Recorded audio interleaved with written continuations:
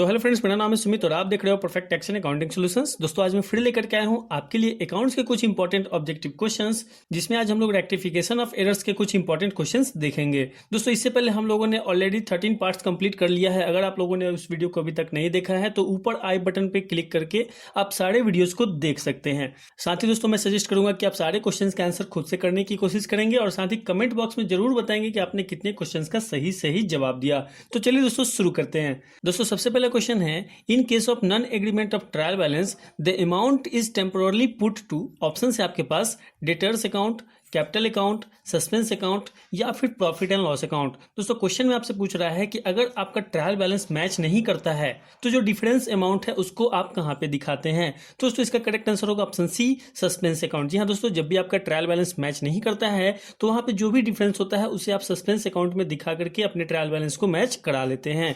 Clear है। Next question है, suspense account in the trial balance will be entered in the, option है आपके पास trading account, profit and loss account, manufacturing account या फिर balance sheet. दोस्तों question में आपसे पूछ रहा है कि आपका जो ट्रायल बैलेंस है उसमें जो सस्पेंस अकाउंट दिख रहा है उस अकाउंट को आप कहां पे दिखाएंगे। तो दोस्तों इसका करेक्ट आंसर होगा ऑप्शन डी, बैलेंस शीट। जी हाँ दोस्तों, आपके ट्रायल बैलेंस में जो सस्पेंस अकाउंट दिख रहा है उसे आप हमेशा बैलेंस शीट में ही दिखाएंगे। अगर क्रेडिट अमाउंट शो कर रहा है तो लायबिलिटी साइड में दिखाएंगे और डेबिट अमाउंट शो कर रहा है तो एसेट साइड में दिखाएंगे।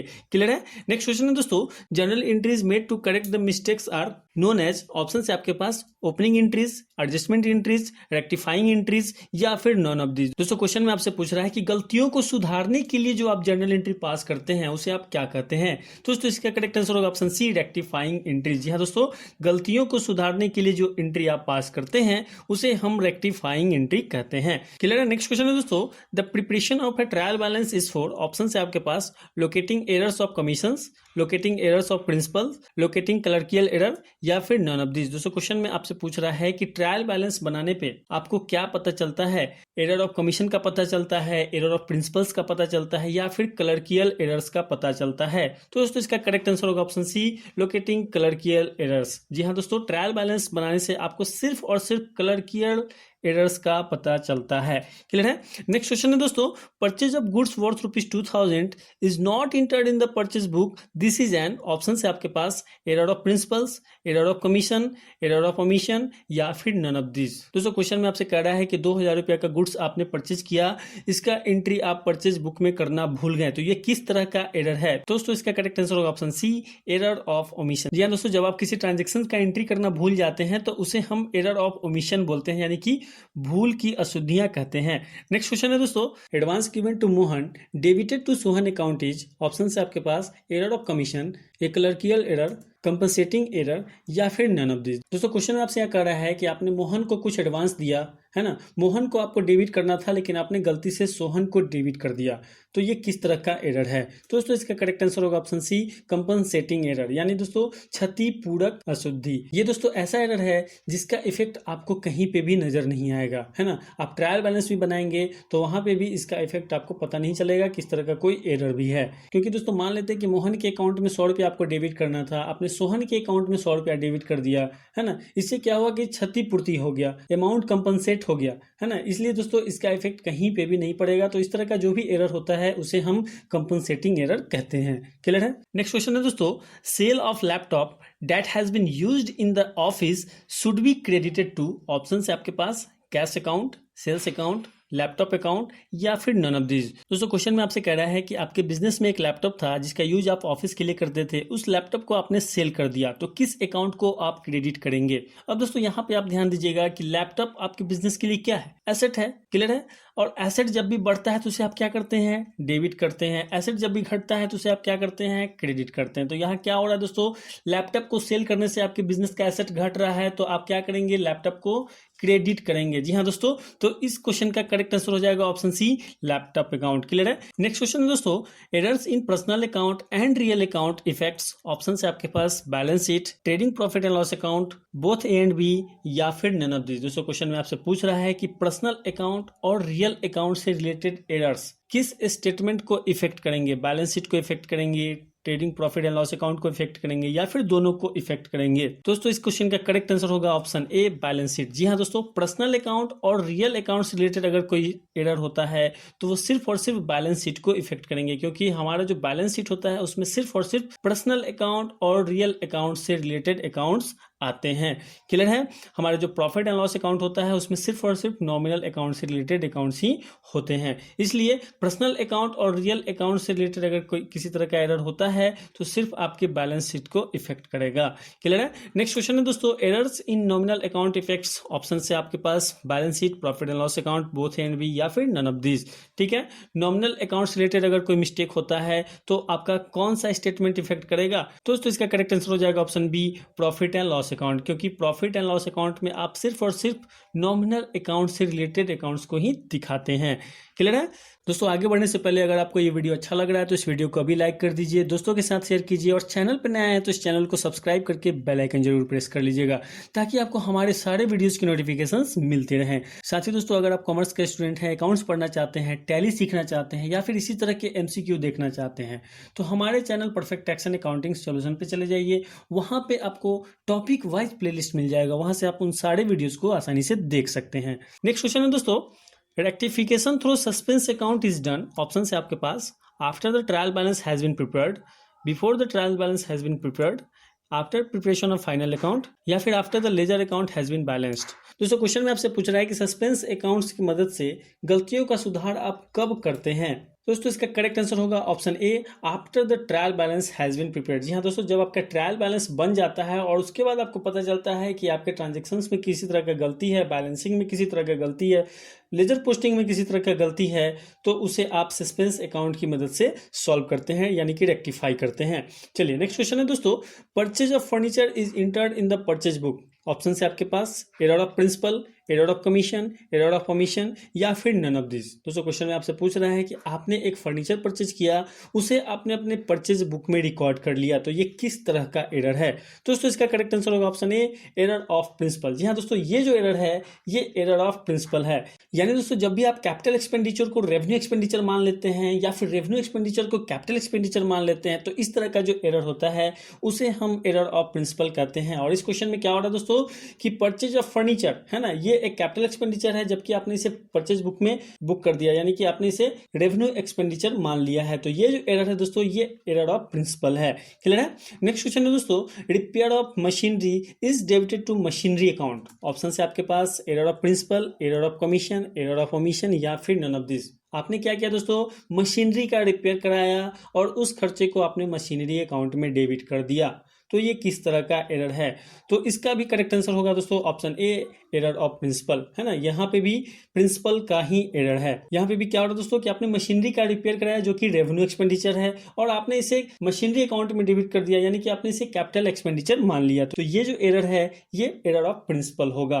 क्लियर है? नेक्स्ट क्वेश्चन है दोस्तों, debiting A's account instead of B's account is an error of. Option है आपके पास प्रिंसिपल, कमीशन, ओमिशन, या फिर नन ऑफ दिस। दोस्तों आपसे क्वेश्चन में करा है कि आपको ए अकाउंट को डेबिट करना था लेकिन आपने बी अकाउंट को डेबिट कर दिया, तो ये किस तरह का एरर है? दोस्तों इसका करेक्ट आंसर होगा ऑप्शन बी, कमीशन। जी हाँ दोस्तों, जब भी आप गलत अकाउंट को डेबिट कर देते हैं, गलत अकाउंट को क्रेडिट कर देते हैं या फिर गलत अकाउंट में पोस्टिंग कर देते हैं, तो इस तरह का जो भी एरर होता है उसे हम एरर ऑफ कमीशन बोलते हैं।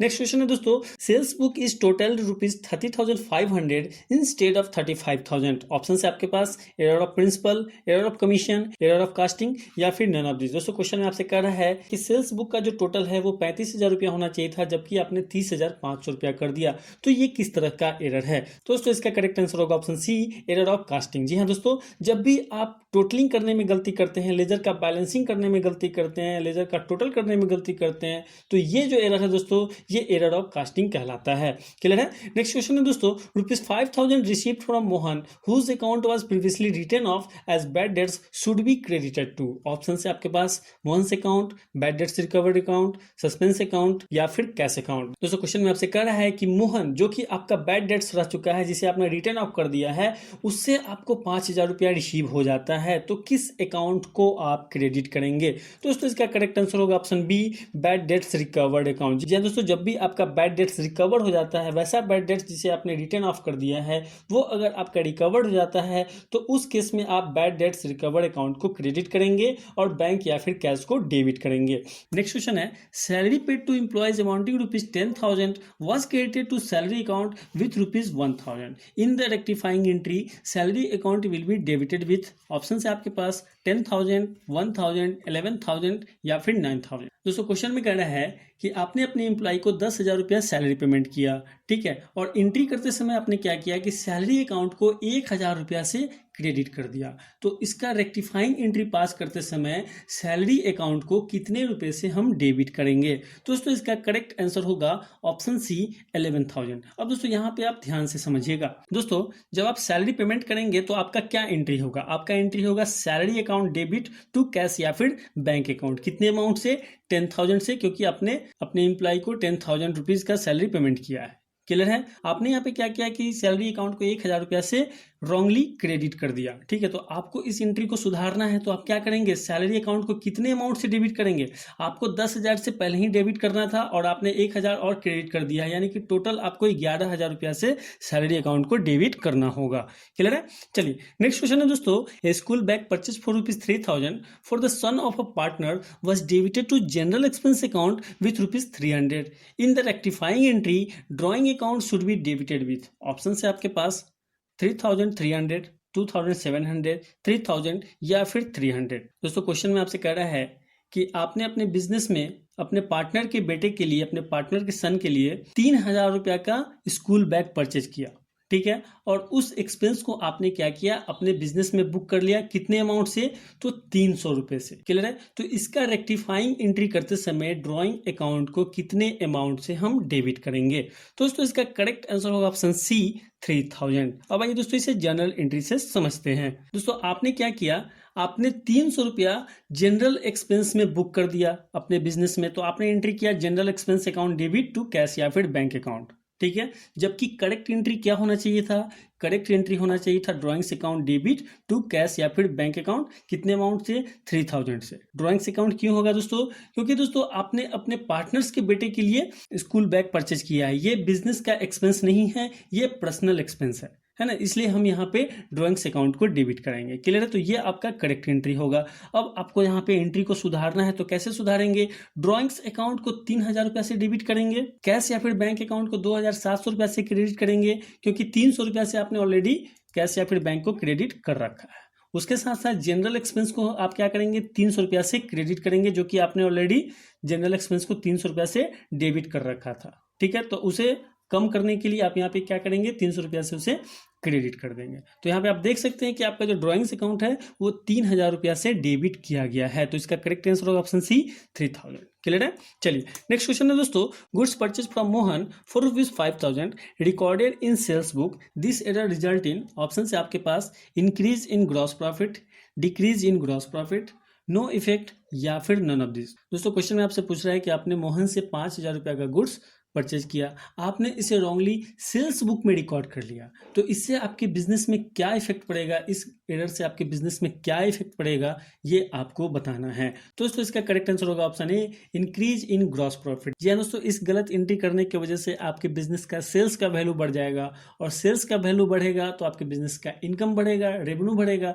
और रेवेन्यू बढ़ेगा तो आपके बिजनेस का प्रॉफिट भी ज्यादा दिखेगा। क्लियर है? चलिए नेक्स्ट क्वेश्चन है दोस्तों, sale to Mohan ₹1,000 posted to his account as ₹100 would effects। Option है आपके पास sales account, Mohan account, cash account या फिर नन ऑफ दिस। दोस्तों क्वेश्चन में आपसे कह रहा है कि मोहन को आपने 1,000 रुपया का गुड्स सेल किया, आपने मोहन के अकाउंट में सिर्फ 100 रुपये का एंट्री किया, तो इसका इफेक्ट किस अकाउंट पे पड़ेगा? बहुत ही सिंपल है दोस्तों, इसका करेक्ट आंसर होगा ऑप्शन बी, मोहन से अकाउंट। जी हाँ दोस्तों, मोहन के अकाउंट में आपको 1,000 रुपया का एंट्री करना था, आपने उसके अकाउंट में 100 रुपया का एंट्री किया, यानी कि जो भी इफेक्ट पड़ेगा आपके मोहन के अकाउंट में ही पड़ेगा। क्लियर है? चलिए नेक्स्ट क्वेश्चन है दोस्तों, sales of office furniture should be credited to. Option है आपके पास sales account, purchase account, furniture account या फिर नन ऑफ दिस। बहुत ही सिंपल सा क्वेश्चन है, ये हम लोगों ने ऑलरेडी पहले भी कर लिया है। क्वेश्चन में क्या करा दोस्तों, आपने अपने बिजनेस का फर्नीचर सेल कर दिया, ठीक है। तो फर्नीचर बिजनेस के लिए क्या है, एसेट है, एसेट बढ़ता है तो डेबिट करते हैं, घटता है तो क्रेडिट करते हैं। यहाँ पे एसेट घट रहा है, सेल करने से आपके बिजनेस का एसेट घट रहा है। तो जब बिजनेस में एसेट घटेगा तो उसे हम क्या करेंगे, क्रेडिट करेंगे। तो किस अकाउंट को यहाँ पे हम क्रेडिट करेंगे, फर्नीचर अकाउंट को क्रेडिट करेंगे। क्लियर है दोस्तों, आपने कितने क्वेश्चंस का सही सही जवाब दिया हमें कमेंट करके जरूर बताइएगा। साथ ही दोस्तों इसी तरह की वीडियोस के लिए हमारे channel perfect tax and accounting solutions को सब्सक्राइब जरूर कर लीजिएगा। Thank you for watching. Vande Mataram.